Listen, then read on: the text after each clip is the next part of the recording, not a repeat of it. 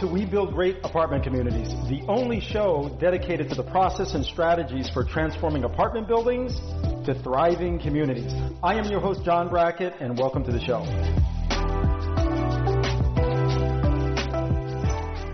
All right, folks, welcome to another amazing show, We Build Great Apartment Communities. I am your host, John Brackett, and I have another great guest. Today's topic, I think, is going to be one that you're not going to forget, and I'm going to share with you why in a little bit. But first, I'd like to introduce Chad Gallagher. Chad, welcome to the show, man. Thanks for having me. This is fun. You're very welcome. So I'm going to share with our audience, who you are. I'm going to invite them into this discussion by sharing your background and your bio, and I am going to do that now. So Chad has built a mobile advertising business, which eventually did roughly around $100 million in annual revenue. He eventually sold it off to Verizon, which I think is great. So some questions that I want to ask there. So he co-founded a company called SlateHouse Group with Nate Jones, and what is now modern real estate company of over 105 people. So you manage, Chad, roughly around 4,000 units across Pennsylvania, Maryland, Virginia, New Jersey. And you also own roughly 2,000 units between residential. 200. Yeah, so we manage 4,000 and own about 200. Own about 200, okay, units, a combination of single-family, multifamily, and commercial assets, correct? Yep. So now SlateHouse is a brokerage company that you also have created. So I think going to be interesting to talk about there. And you have a podcast called Real Estate Hackers.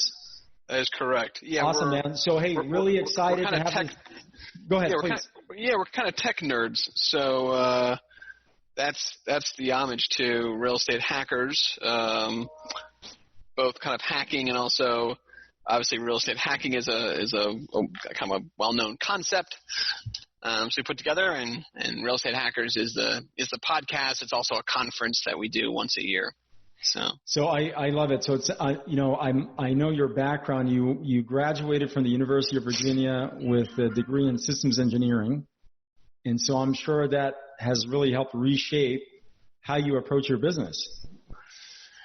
Yeah. I mean, I think at its core, we're kind of like into data and tech, and I think actually like there's like one overarching theme of what I've done in my life. It's try to use like data and tech in industries that maybe are not yet using data and tech to its fullest. Right. And so, I think technology and data analytics has kind of changed different industries at different points. And that, by the way, that ranges from sports to retail to real estate, advertising, right? And so, so for us, the first like 10 years of my career were spent in digital advertising, and really all that was doing was trying to make better decisions of when to show an ad, and ultimately how to kind of coach CMOs ultimately into how they were showing ads and when to show ads at the right time in mobile advertising is kind of what I focused in, smartphones and tablets. And, I wasn't the founder of that company. By the time I left, I was kind of one of the executives, but I learned a lot and was part of the transaction ultimately to Verizon. And one lesson there was everybody else at the negotiating table never worked a day in their life or never had to. They just, they owned a lot of equity in the company and made a lot. I did not own a lot of equity in the company. And so one takeaway for me was, man, equity really matters. Interesting. And yes, it does. Big time. So when did that become so obvious? Why did that resonate with you, or when did that happen, right? I had a very similar experience. It was in banking. I did own equity, and I owned quite a bit of it. The challenge, though, was that the markets tanked at the time, and so that was a different learning lesson. But why is that so important to you now? What was the lesson learned from that experience? Yeah, I mean, I just think that first off, no one really teaches you about equity, right? And you grow up and people ask you like, what are you going to do for a job someday? And no one kind of teaches the difference between business ownership and and ultimately kind of trading hours for dollars. And so I know it like sounds so cliche, but to actually see it play out is just so staggering. I mean, to sit there and have people you've worked with for, 5 years that frankly were during that time working just as hard as you were. And then to see them afterwards never have to work a day of their life. And frankly, to be just as integral as part of that negotiation and ultimately sale. But to not have this, major life change and all being tied to equity just really hammered home. I think, it's one thing to read about it in a book, a business book or something. And of course, it's another thing to actually see it in person and really just kind of drill in your head of, wow, this is, creating equity in things just is a game changer. And so, that ultimately led to both us starting our property management company, also starting to invest in real estate, and really trying to spend more time, thinking about how to drive equity in various businesses. And then what I've just really grown to love is in my digital advertising kind of world, I was constantly I guess consulting is a decent word, working with CMOs on how to make better decisions with their advertising. And honestly, that's kind of what I do now, but it's with investors. And so while we are a property management company, that's not really what we are. What we really are is like a real estate investing consultant that happens to be and part of that is making sure that tenants pay rent, and part of that is making sure that the plumbing gets repaired on time. But there's a lot more to it, and I think that's kind of what starts to separate us is, I might be able to – the biggest difference I might be able to make for that investment might be that, the financing is all messed up and we can connect them to a better bank who restructures their financing, and that may be more powerful than anything else we can do on the property management side. Or, or the owner needs to utilize sub-metering of water because their utilities are just all messed up. And, that's not really a core property. Investors typically hire a property management company to kind of handle the blocking and tackling. And I think that's kind of a miss, right? If you have a single family home, that kind of makes sense. But if you're in kind of like and your show is all about kind of building great apartment communities. Right. If that's what you're doing, if you're trying to build a great apartment community or invest in a great apartment community, then I fundamentally think that the future of private management companies is like your consultant to not just make the community great, which is important, but to make sure the returns are great. Of course. Okay, so Chad, I think that's a great segue, right? And I really appreciate you sharing that. So you break this up into a couple different segments. One is management, and the other is how technology is evolving the real estate world, and you have been able to take technology and use that to drive your business, right? Fortunately, you've had a digital marketing background, so I'm gonna ask some questions around that. But I like I like your approach with management or a management company. The philosophy there being is, we have a consultative style, right? So I'm going to ask some questions about that. We're going to dissect that a little bit for our audience, so we can invite our audience into this conversation and participate with us. So inside of property management, okay, we typically have advertising, marketing, then there is tenant screening, right? Then we have lease up, okay? And then from there we deal with some issues around maintaining the asset, repairs and maintenance. And then finally at some point, you're helping the landlord or the owner dispose of that asset, right? So inside of that cycle, where does technology give you the greatest advantage? Yeah, I mean, this is going to sound like a cop-out answer, but I actually think it's every piece of the pie that you mentioned. And if you think about it, one thing I talk a lot about is, people are a common phrase, right, is that real estate's local. And if you really think about so why is that? The real reason is that one of the real reasons I think is because a lot of what you have to do in real estate or had to have done was highly manual and is people moving various things around and having to do all these different tasks to make sure an apartment complex or a community or a building functions properly. Right. And so, what technology has started to do is reduce all of that manual time that is so prone to error. And as that decreases, it quite frankly enables scale at a different level. Sure. And it means that real estate, while we still fundamentally believe that yes, you need a human being on the ground who's doing showings and who's available and who's seeing your eyes and ears on the ground. Whereas before it might be 4 people at the apartment complex, we think now that might be like 2 or 3, because a lot of what maybe some of those people were doing before is now being offset by tech. And I'll just give you a couple examples, right? I was about to ask. Yeah, please. Yeah, just like, here's like such a basic one, and that is, if somebody wants to schedule a showing, it's a Sunday night, I want to see an apartment. 5 years ago, 10 years ago, for sure, 15 years ago, what that process looks like is person calls, it's a Sunday night, they probably leave a message because there's probably no one answering the phone then. Monday morning, hopefully Monday morning, somebody checks that, the prime manager calls them back. Person's now at work, they don't answer the phone, they leave a voicemail. And now you're playing this like back and forth game, and maybe after a couple of phone calls, you finally make a connection and you agree on a time to show the building. And, not that that's a ton of time, but you probably missed a day or two in that process, and maybe it cost I don't think it's crazy to say that's 20 minutes of work to kind of, have some missed phone calls and leave some voicemails and back and forth. Agreed.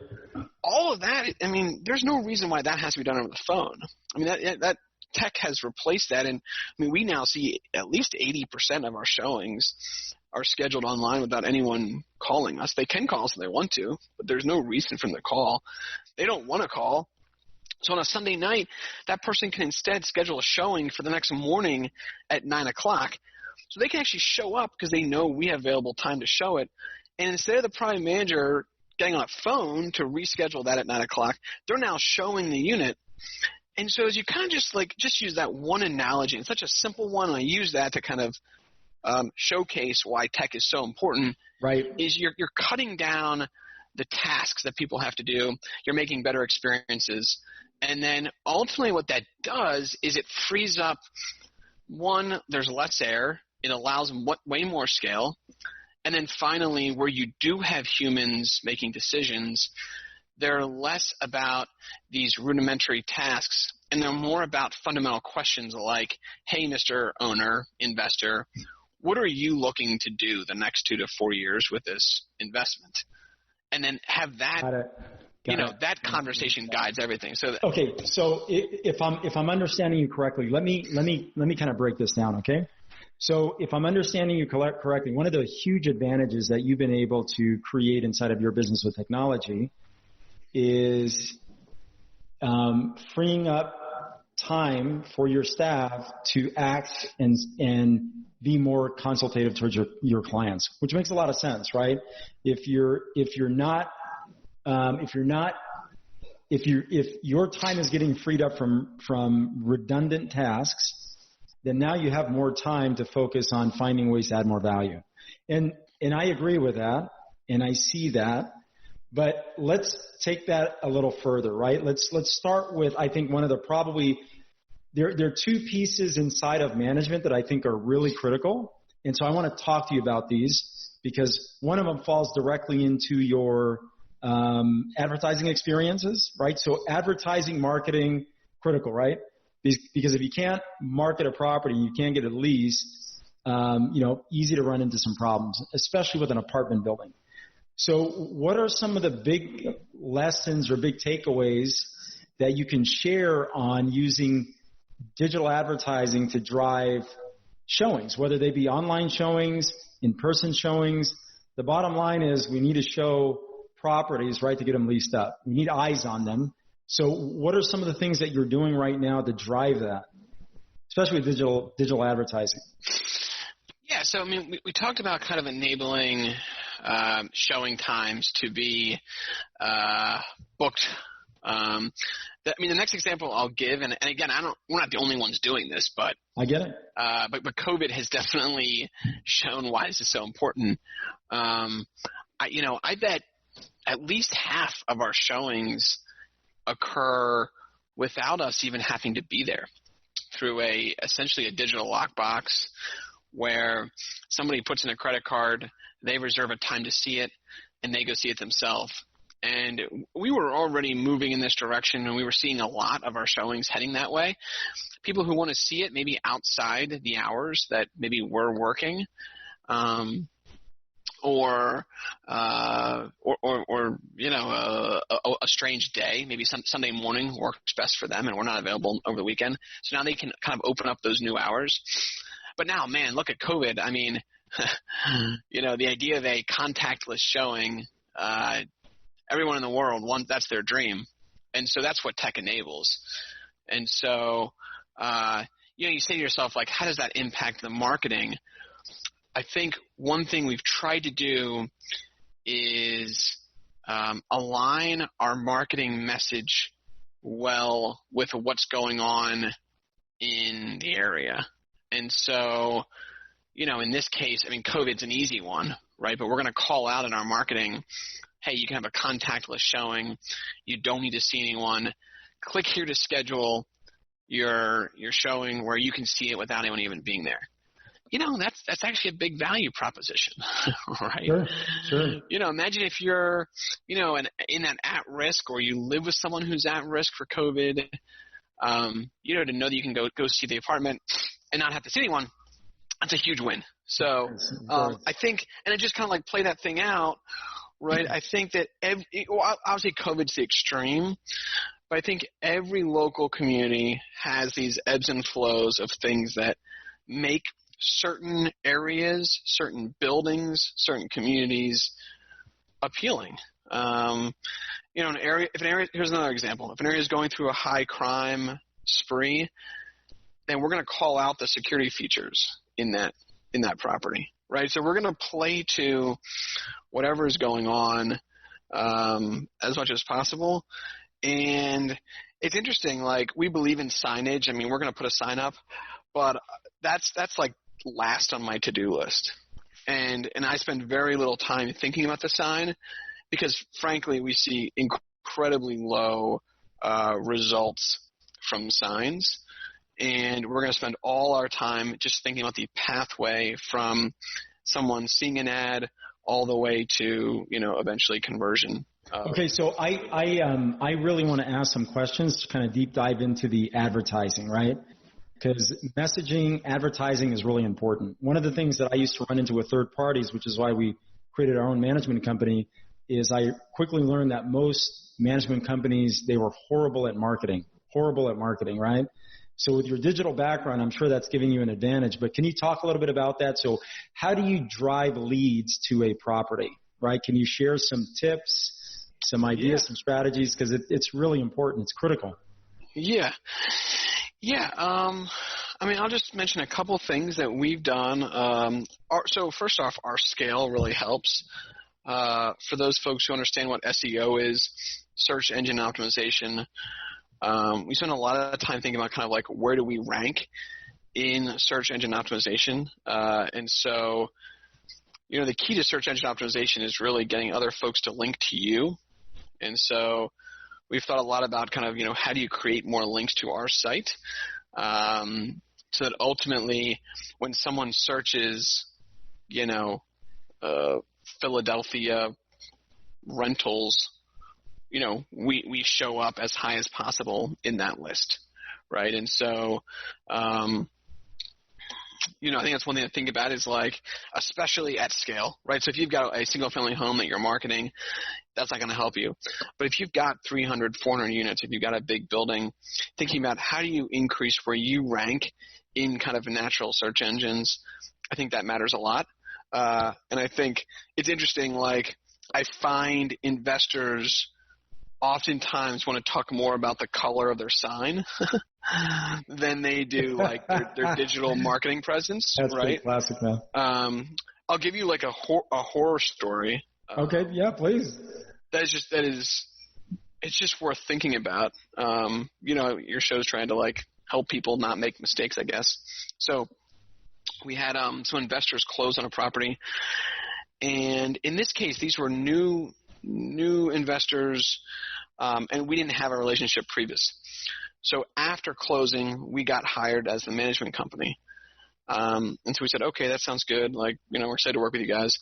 It's like a 40-unit building, college housing, and the URL that was part of the property, we said, okay, can you send us over the login info so we can have access to this, this page. We want to start kind of redesigning how the page looks and stuff. And, that led to a series of a couple of weeks, but the bottom line was the site did not convey at closing. It wasn't part of the contract, which sounds ridiculous, right? Because you think to yourself, like, who cares? Like, why would the previous owner have any need for it? Well, it turns out the previous owner was kind of a jerk, and he said, well, my son runs the site. You're going to have to talk to him. So we call his son up, and he says, yeah, I will include the website, but I'm going to charge you $30,000 for it. Wow. And the site wasn't worth $30,000. It was, maybe worth $500, but he wasn't backing down. And even though we felt like, you'd say, like, well, what's he going to do? I mean, because anyway, long story short, we ended up having to actually change the name of the apartment complex, rebrand the whole thing. Which rebranding an apartment complex, there's a point. If you're going to do a whole redevelopment of it, and you're going to change the class, I think that makes a ton of sense. I'm not against rebranding apartment complexes. In this case, it was college housing, and we were right in the middle of the lease-up period. I mean, that's like the worst possible time to rebrand it. So we had to rebrand it, make a whole new website. The college community didn't know the new name. It's a huge problem. Right. Right. And so I just, it just kind of highlighted to me how, like, there is still this in the real estate world. I mean, can you imagine? I mean, here, just play this through with me. Because when you're buying an apartment building, you're buying a business. Could you imagine going to a random business, acquiring the business, but like the website not conveying with the business? I mean, that would be like unheard of, right? Yeah. So what's really interesting. So when we make offers, we're always incorporating that either whether it be the technology or just other proprietary information conveyed with the sale, right? But usually we're not. In most cases, we're rebranding our properties. Yeah. So it's really interesting that you say that, because you had an instance where you actually had an asset where the site and the technology associated with the property actually had some value. And just to play this thing all thing through, we actually didn't like the website. The website wasn't the problem. The problem was he controlled the URL. And so naturally Google was sending he was getting all the natural, someone's coming to the site and filling out the thing, hey, send me more information. And the only way to really get away from that was to rebrand it and eventually kind of train Google that this old site doesn't matter. So anyway, it's just, I don't know, that gives kind of some experience of just kind of thinking through, when acquiring a real estate property and running a property, you're also acquiring the digital presence. Right. And what does that look like? And, I just think it's really important. And in this case, Big time. I mean, we're talking about a very expensive mistake there. Of course. So let's quantify the cost, right? So what did that look like in terms of cost? So you're right in between a transition with a new property, busy season, it's student housing, no one knows the new name of the apartment building. What did you think that translated? How do you think that translated into cost or lost revenue, lost opportunity? What was the cost there? Yeah, I mean, I think it's probably about a $15,000 cost. And basically what ended up happening was we essentially had to start leasing units for less than market value because all of the leads for 2 to 3 months were kind of stuck in the old system that we didn't have access to. None of those leads conveyed. Oh, so wow. they kept all the leads. So anyway, so long story short, that's a disaster. And so I think about that. I also think, and the last thing I'll just say on the marketing front, and then we can move on to whatever else Sure. we're talking about. But I would say I think really thinking long and hard about where do people go in that local area to find housing. And I think, Great point. And so I'll just give like one example. We manage an apartment complex in Trenton, and they've gotten maybe 10% or so of their tenants have actually come from Princeton University, which is actually not right next door. It's maybe it's a good 15, 20 minute drive. So it's a little further. If you manage something that's right next to a university, of course you'd think like, yeah, go to the university. But in this case, It's actually a good 15, 20 minutes. But the thing is, this building, it's the nicest place to live in the area, basically. And so what you have is a lot of these folks who are coming to be a professor in Princeton, who are making good salaries, are looking for, a nice place to live, but they need like immediate short-term housing. They're not Sure. ready to buy something for a couple of years. Sure. And so anyway, long story short is that what we use is we actually found that advertising within the Princeton system and being up on the Princeton system was really important to marketing for this building. And probably about 10% of the leases have come from Princeton. And the only way to make that happen was not through your traditional Zillow, type advertising, but was specifically from going to Princeton, finding out kind of where folks look, ultimately even paying, I think, a small fee to be kind of listed in that area. And that led to huge success. So I think, it's first and foremost, it's training yourself to think digital first, because that's the reality. And by the way, when I say digital first, I really mean on your smartphone. So I laugh when people build this. I'm jumping around a little bit here, but I think it's a good point. People will build a beautiful site, and I'll pull it up on a smartphone, and it looks like garbage. Like it doesn't load. And it's like, well, you just completely wasted all your time and money, because 85% of tenants who are looking for apartments are doing on their smartphone. So anything that you're thinking about with your digital presence of your site, your workflow, how people are finding you, like you should be using your smartphone as the guide, because that's where the traffic's coming from, like 1,000%, right? So going first to the smartphone, kind of getting out of like, what does your signage look like? What's your go to your smartphone. That's where they're finding you. And then think, okay, where are the different places they're going to go, maybe locally, to find you. Make sure you're available then, and then make the, in digital ad tech we call it the conversion process, as easy as possible, right? And in our world, we consider a conversion process to be easy to book a time, lots of showing times available, and then lots of options for how they can see it, whether that be on their own or with a. So, I think that there's some stuff that we kind of think about a little bit on the advertising front. Okay, cool. I appreciate that. So a couple questions then. So you brought up some really good points about really understanding where your customer is hanging out, and then, placing ads in those areas, right? So I really like that. Now, what about mediums like Facebook and, some of the third-party sites out there? So you talked about Google, right? You talked about placing ads where other folks are hanging out, okay? Other sites, other mediums. So what about Facebook advertising? Do you use that at all? Do you find that to be successful, where you're, using Facebook to drive traffic?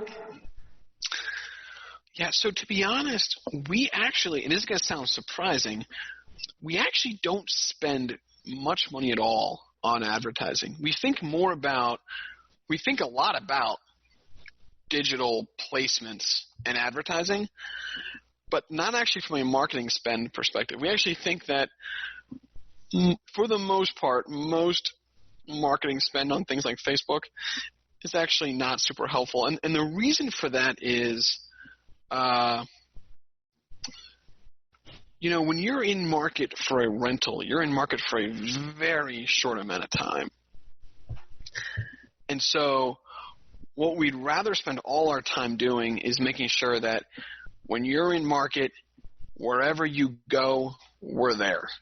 Got it. And then thinking through what, rather than spending a ton of money targeting the demographic, because 95% plus of that, 98% is a complete waste of money because those people aren't in market. It actually reminds me back to my, I did some digital marketing, and we spent a lot of time talking to car dealers, and they kind of had the same problem. Like when someone's in market for a car, they're in market for the car, and they are so valuable to be in front of.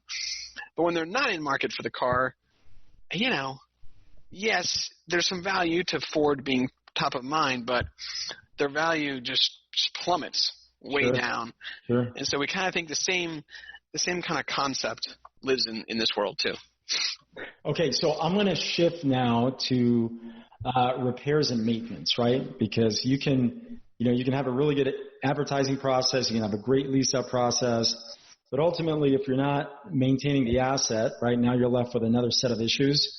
So in terms of using technology to improve how an asset is maintained, whether you use checklists, what do you do and what do you use for, your process to be able to better maintain an asset, right? I mean, what does that look like? Yeah, so whether they be inspections, quarterly inspections, biannual inspections, right? What does that look like? Because that's a huge component. Yeah. I mean, look, man, I think of everything we do in real estate, especially as you start to scale, repairs and maintenance is the hardest. It is. And in particular with scatter site. Biggest opportunity, though. Yeah, biggest opportunity, I think, with scatter site, and I do differentiate scatter site a little bit from, I think it's actually probably the biggest advantage the apartment complex has. Once you're above 100 units, you're just going to have more eyes and ears on that property every day. Right. And so it there's no question it decreases the variance of repairs and maintenance. I think, once you're in that, really anything under probably 75, 80 units is kind of what I would call more scatter site repair and maintenance problems. And that's just because you're not going to have full-time people there. And so when you don't have full-time people there, it just frankly makes things a lot more difficult. But I mean, a couple things we think about, and I don't know if this will be helpful or not, but I guess so. Here's one thing. We, for better or worse, we take a bit of a big brother approach to repairs and maintenance. So every single maintenance tech has a GPS app on their phone, so we know where they are at any given point. They also have a GPS app in their phone that tracks everything, not an app, but it's a different kind of GPS mechanism that tracks everything going on with the truck at any given point. Every time they're in a work order, they're checking into it on their app, checking out of it on their app, taking pictures along the way. And so our approach to that is, I don't care if someone's been here for a year or 10 years, it's the same process for everybody. And it's interesting how often when we've had a problem with a maintenance tech or something's not quite right, it's like, God, this is taking too long. Like, something's not right here. And we start digging in. It's amazing how much data you can get from some of those services. And so you'll see, like, someone checked into a job and was supposed to be there all day, but they actually were, like, not even in the same town. Right? Oh, that's classic, man. And classic. So, it's like, why did this paint job take so long? It's like, well, you were supposed to be in Harrisburg, but you were in Philadelphia all day. Like, for those that don't know Pennsylvania geography, like, Harrisburg and Philly, they're not right next to each other. So I think and I'm using that one example, but I think the overarching theme there is, look, we want to hire great people. We want to trust them. But, like, every step of the way, we want them to prove to us, like, what are they doing and how are they doing it. And so we actually do believe tech is a huge advantage there as well, which just kind of gives you some more confidence that, all right, like, this guy was where he said he was, which, it can be half the battle, and just starts to kind of add some verification to it. So I would say that's one thing. A second thing we've kind of learned along the way is to differentiate small repairs from large turnovers and construction, really. Okay, so talk about that, because that's an important one, right? Small repairs, turnover costs. So in our world, we would say anything capital improvements. Yeah, and we'll put a dollar figure to it of about $5,000, $4,000 to $5,000, and say if you're doing more than $4,000 to $5,000 for a turnover, that's really a construction project. And if so, that should be done by somebody on a fixed rate, fixed time, who is good at that. And that's probably like probably a vendor, or it could be a construction company or whoever. And so, we'll see. We'll have them actually get an estimate up front, and all right, you'll be done in 2 weeks, and this is going to cost $6,000, and for that, here's the scope of work. And then the leaky toilets, the door that's not working, the mouse traps, all these random things that are incredibly important. They need to be done, make tenants happy, nickel and diming and stuff. I want that done by ideally one person, and I want them to kind of spend this is for apartment communities. So sure. This doesn't work as well for single-family homes, which is kind of a separate item. But assuming we're talking about communities, I want that person to spend a fixed amount of time, ideally, on the property in chunks of time. So let's say it's a 50-unit apartment community. I want Jim, our maintenance tech, I want him there Tuesday and Thursday every week. And during those days, I'm going to assign him all these nickel and dime items. Now, if I get to a Thursday and there's nothing to do, fine. Jim's not needed there that day. We'll either move Jim to a different property or a different project, or we'll have him take on some CapEx stuff for a day. But in general, that's Jim's job, is 2 days a week, and we vary that. So if it's a 100-unit complex, that might be 4 days a week, but he's there the whole day. And while he's there, he's working through all his different punch list items. But the big turn is being taken care of by someone else. And the reason I'm differentiating this is what we found happening was they're just two different skill sets. Yeah. And the big ticket item that's going to take maybe a week. There's like 4 or 5 problems here, but one of them is I don't want the punch list items to be delayed a week or two. Right? So I want, if that guy has a door that's not working, that's going to take us an hour to fix. I don't want that to have to wait 2 weeks until the construction's done. I want that to get done as soon as possible, number one. And then number two, the handyman who's really good. Like, think the grizzly handyman, right, who's just been around the block and just knows how to fix shit. Right. Right? That guy is perfect at just coming in and, like, my door won't close, and he spends a half hour, and now it does. Right? And you can't like teach that in a book. Like, he knows his way around how to fix shit. That's experience. Yeah, I get it. But that guy who, and I don't know if this is fair or not, but usually he's a little older, right? Is usually not best at the big turnover.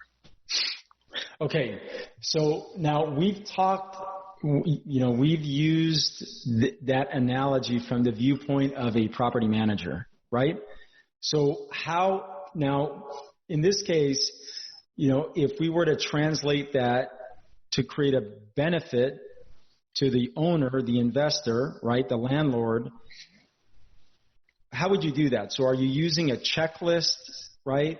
Are you then taking that checklist and you're likely creating that on a system? So I'll give you an example of why I asked the question, right? So for us, routine maintenance is huge.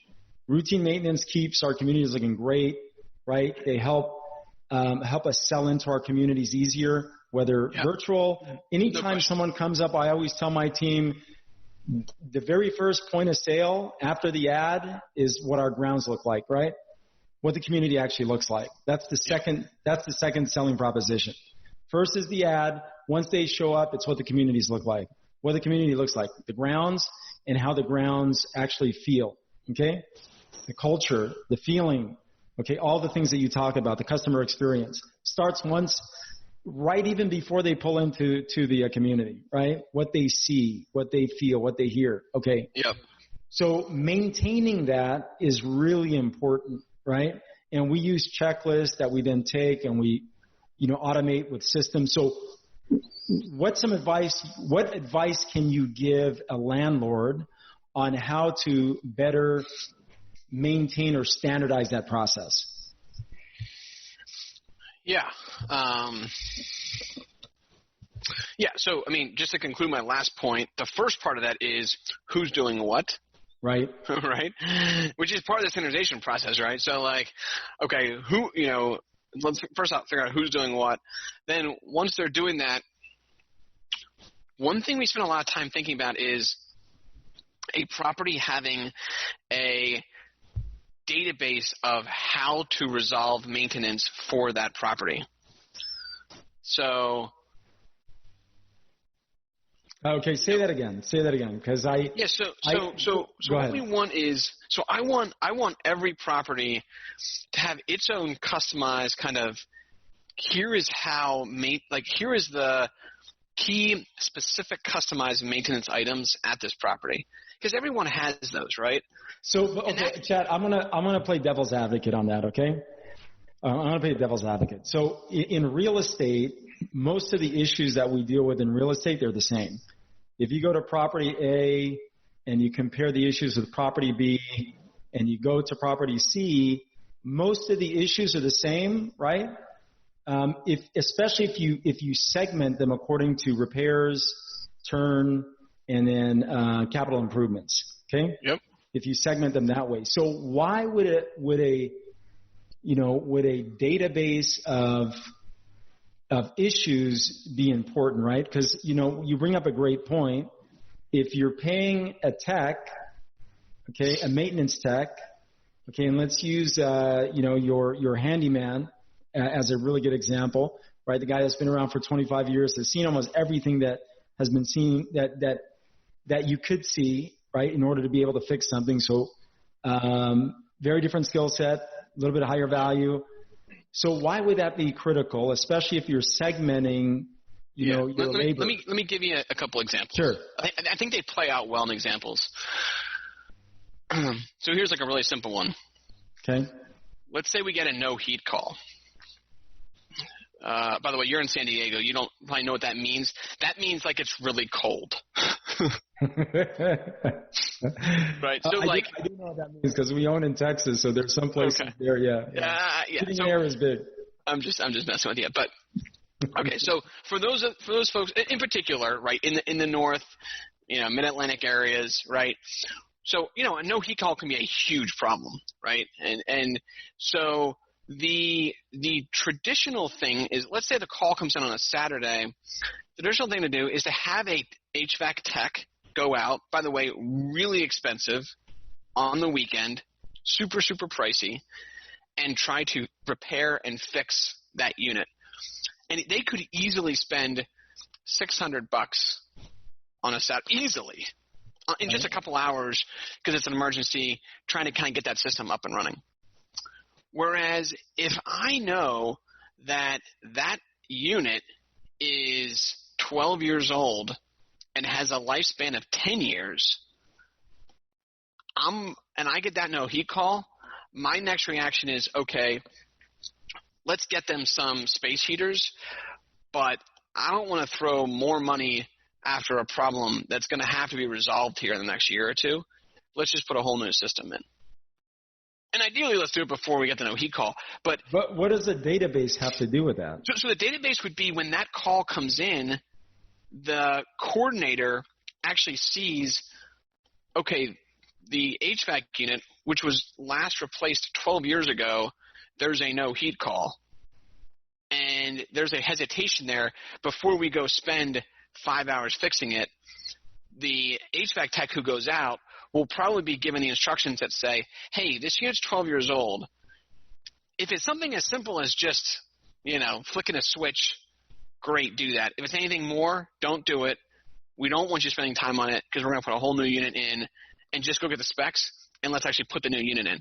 And so long story short, all of that can be resolved up front by the database, by actually knowing when some of these key items, when were they last replaced. But can't you also – so I'm going to – because I understand where you're going with that, okay? But in my experiences, in the field and buying apartment buildings and training teams and then, shifting that off to another team to come in and take that over is that, if you put really good process in place to maintain those items to begin with, the people on site, the process helps educate them as to what the requirements are, right?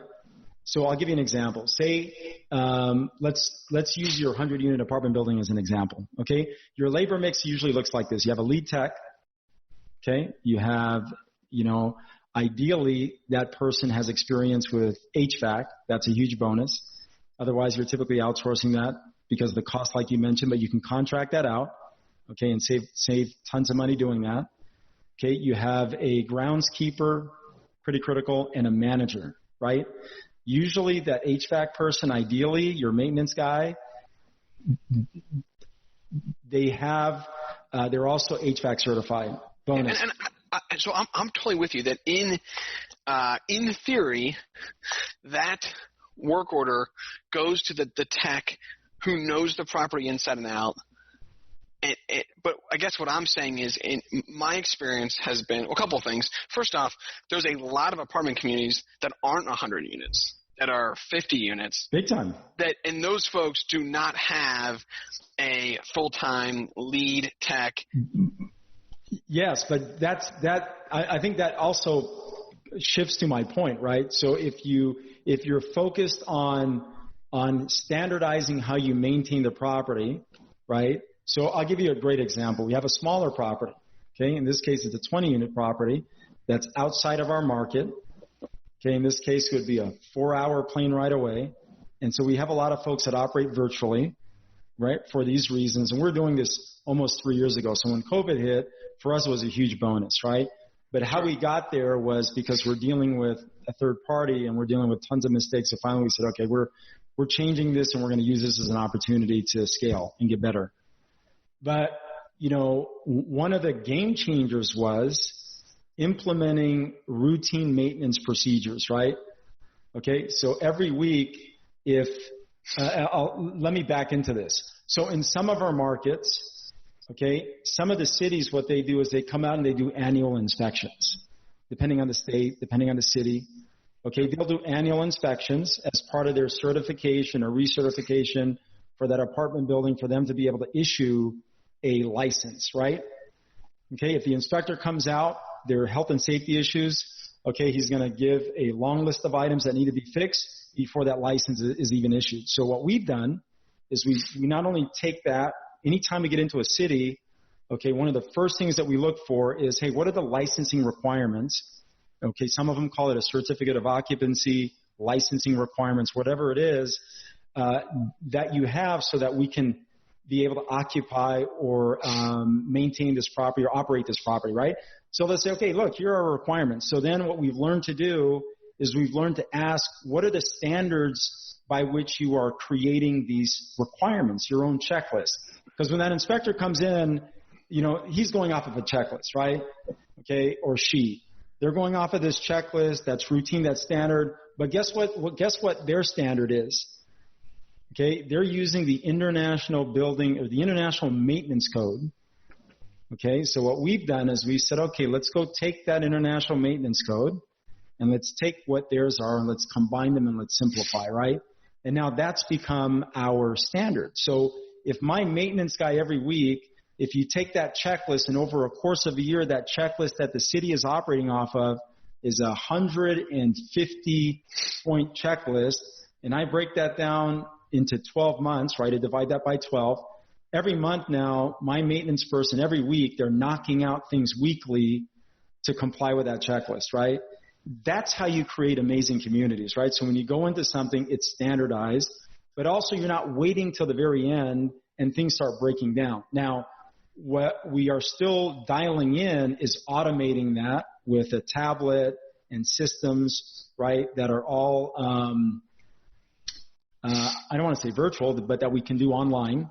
Okay. So I'll just go with you. So I think everything you're saying is right. Actually, I agree about. So all I'm saying is I'm having a hard time understanding the value of building a database of problems when you, for one, those it's a database of information that just helps you make a better decision.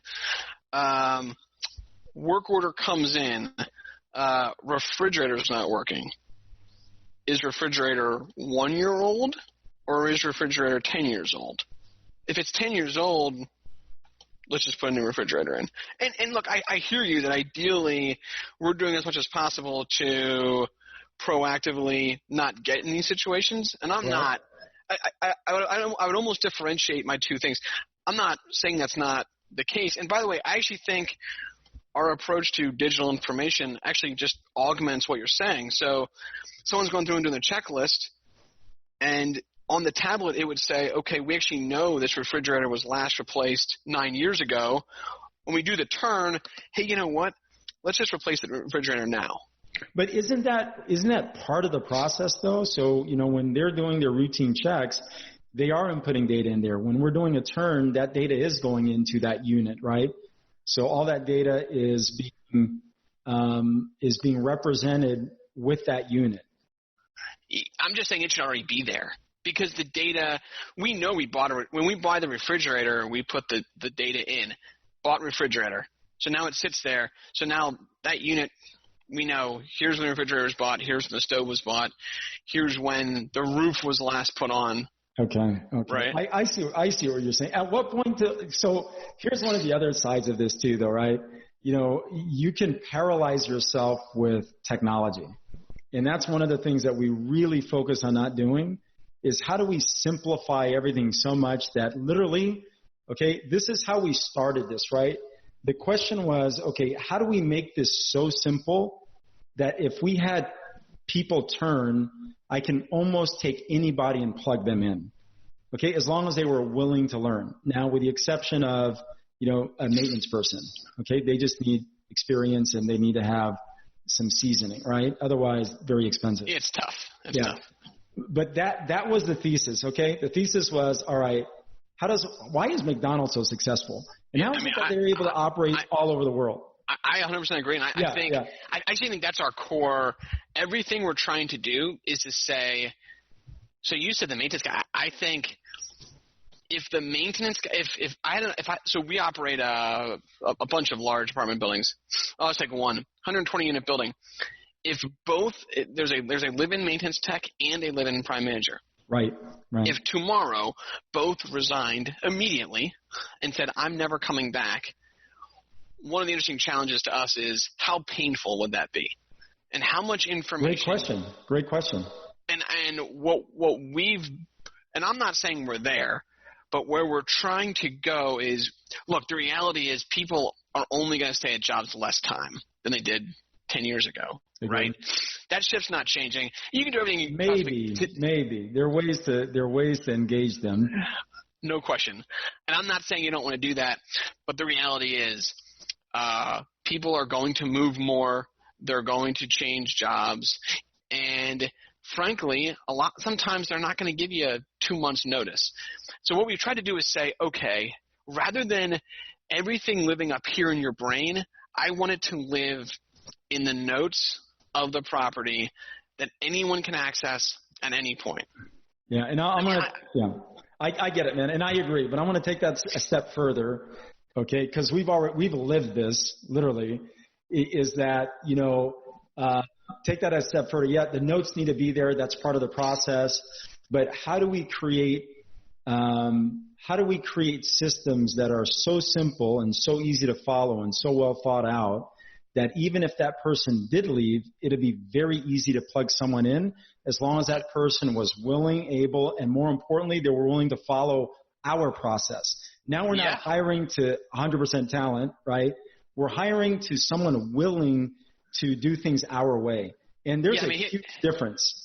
There's a huge difference. Yeah, and so I'll give you an example with our kind of approach to systems and process. The average age of our property managers, our new hired prime managers, are probably mid-20s. And honestly, we don't care much at all about experience for that position. It's almost meaningless because I'm going to teach them everything they need to know.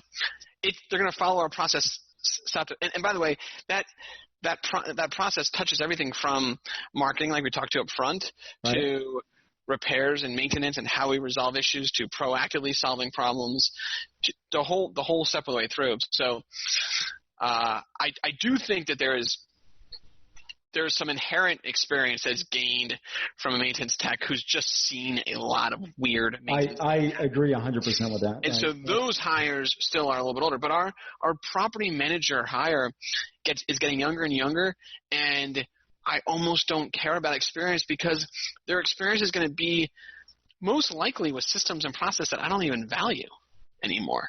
So are you finding that your hiring process, that the reason why that your hires are getting younger is because they're more comfortable with technology? 1,000%. What I'm looking for is things I can't teach. Things I can't teach are effort. Frankly, I can't teach how fast someone moves through technology. This is becoming one of the biggest things we look at. Mm-hmm. How fast do you move through technology? As a property manager, you're moving in and out of an app. You have a conversation with a tenant. That goes into the database. You're on a screen. You're in an app. You're doing a show. You're taking a picture. And how fast do you move across these different things and get things in the right place and then move to your next item, your next task? Right. That can't be taught. And I don't really care how old they are at all. It just so happens to be that usually younger folks have a faster adoption of technology and can move faster through systems. That's what we're looking for. Are you honest? I can't teach honesty. Right? I like that, man, because it's so true. I laugh because it's so true, right? And how hard do you work? That's it. I don't care how good looking they are. I don't care how much experience they have. And I don't even care about – this is going to sound really crazy, but we don't even care about personality, really. And that sounds so nuts to say I don't care about the personality of prime manager because you think, oh, you're the lifeblood of the community. You got to have a good personality. I found some of our worst prime managers of all time. The all-time list have unbelievable personalities. They're great. They're extroverts. They are funny. They're charismatic. And in the interview process, I was like, this guy is amazing. He's so funny. He's great. Everybody can interview well, right? But he wasn't organized. He didn't have attention to detail. He didn't have good technology skills of working through systems, and frankly didn't follow our process. And so some of the most boring people I've ever interviewed in my life have been some of our most successful prime managers. So that's how we think about the interview process, which I think is interesting. I mean, if you're thinking about a community, think about how do I place that next person? What am I looking for? Everyone thinks like, oh, I mean, he's someone with like 15 years of experience in property management who really gets property management. Yeah. I would say not really. Yeah, no, I agree, and we've learned that over the years as well. But I think the overriding opportunity for us has been to build out systems that are simple, very easy to follow. But on top of that, I think the big thing is, it's my job, not anymore, but in this case, my operation manager's job is to lead that team, right? Yeah. But I have to set the example for that. And fortunately, through technology, we communicate through different mediums, frequently using video, voice, memo, right?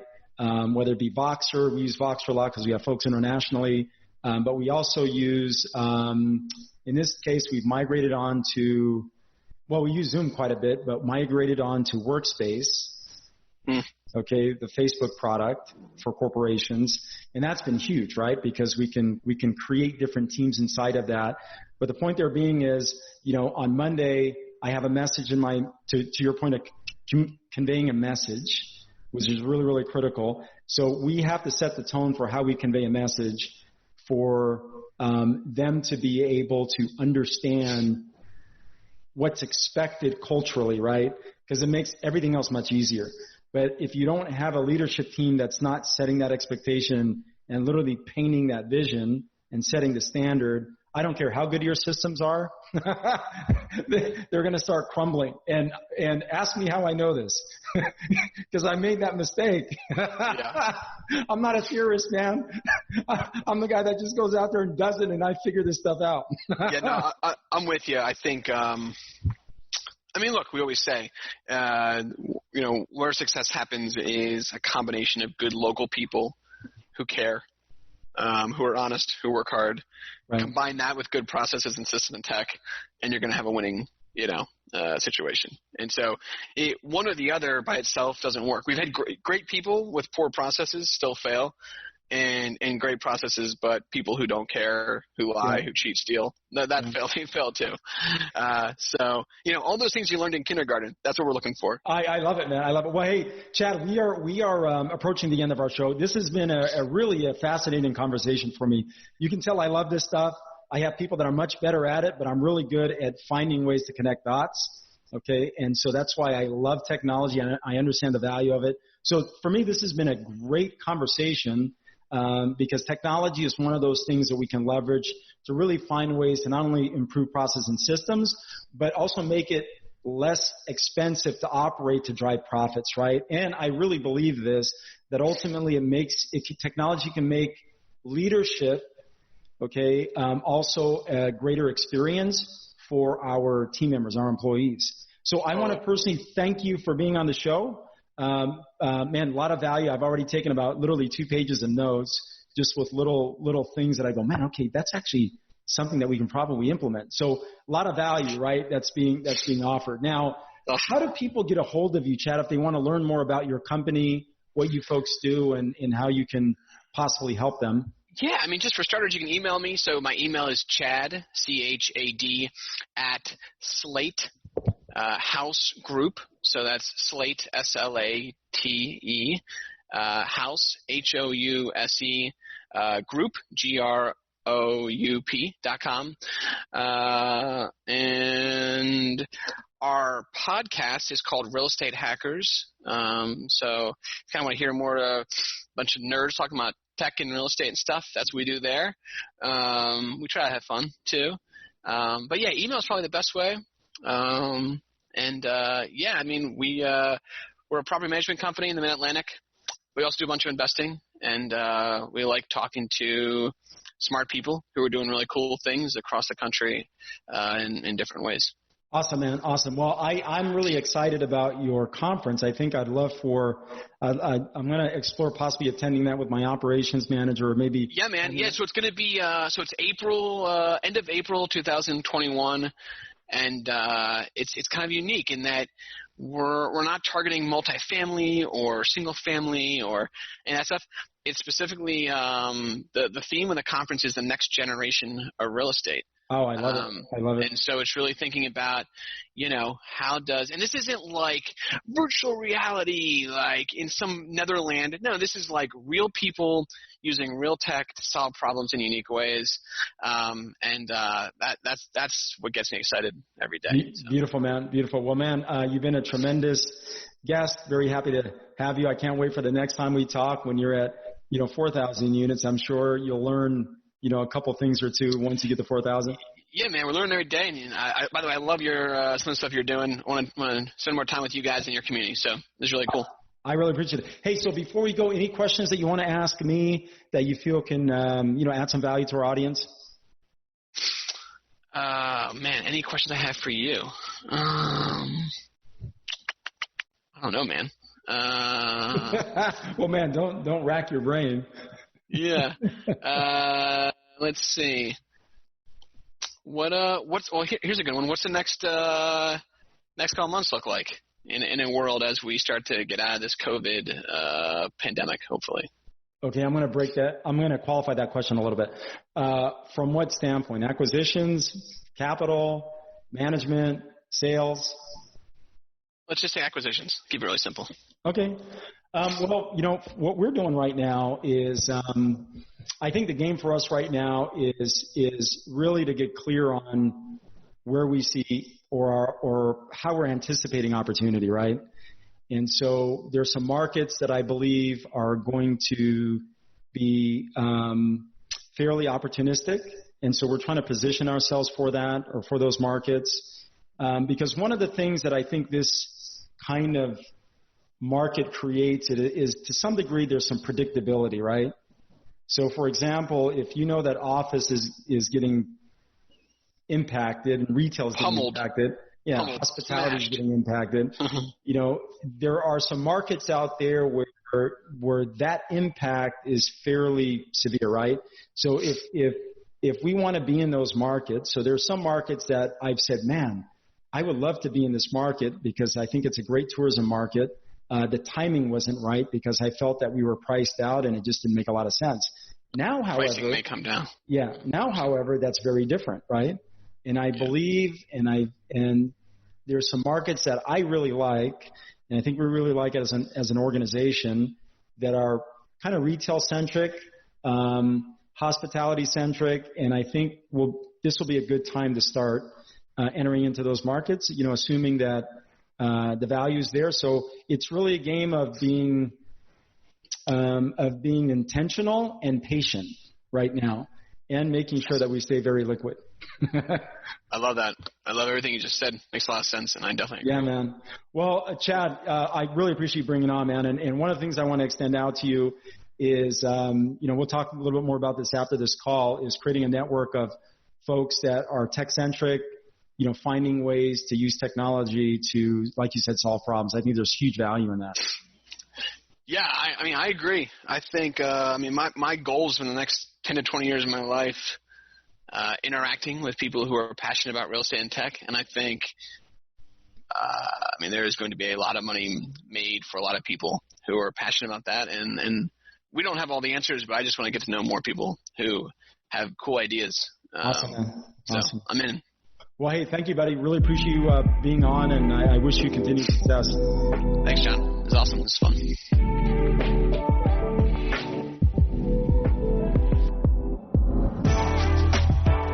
Clarity of purpose creates our greatest competitive advantage. When we transform apartment buildings to thriving communities, we improve how people live and create assets with high profit margins. Don't forget to subscribe, like, and share this up with a friend. I'm John Brackett, bringing you things you can implement right away.